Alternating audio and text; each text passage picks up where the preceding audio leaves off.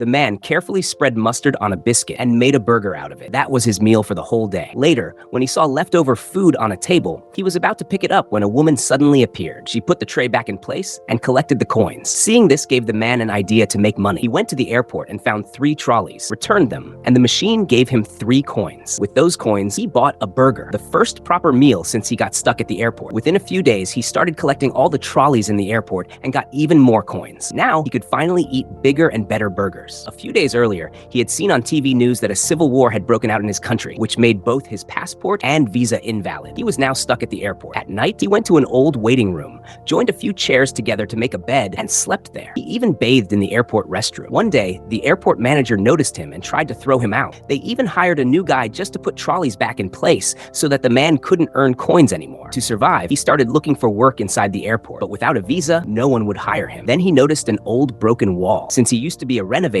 he stayed up all night fixing it. The result was so good that the contractor was impressed and immediately hired him. Now he had a proper job. But one day, an Eastern European tourist suddenly went crazy. Nobody understood what he was saying. The manager had no choice but to ask the man to translate. It turned out the tourist had medicines for his father's treatment, but without a permit, they couldn't leave the country. The tourist fell to his knees, begging the manager to allow it, but the manager refused. The tourist broke down completely. At that moment, the man got an idea. He said, "These are veterinary drugs, and veterinary drugs don't need inspection." The plan worked, and the tourist's father was saved. Everyone admired his courage, but the manager didn't like it and threatened him. Soon, word of his actions spread across the airport. People respected him for his bravery. 9 months later, news came that the war in his country was finally over. He was free. Everyone celebrated his happiness. As he was leaving, an airport security guard respectfully placed a coat on his shoulders. The door to a new world had opened. At last, the man stepped out of the airport and breathed the air of freedom.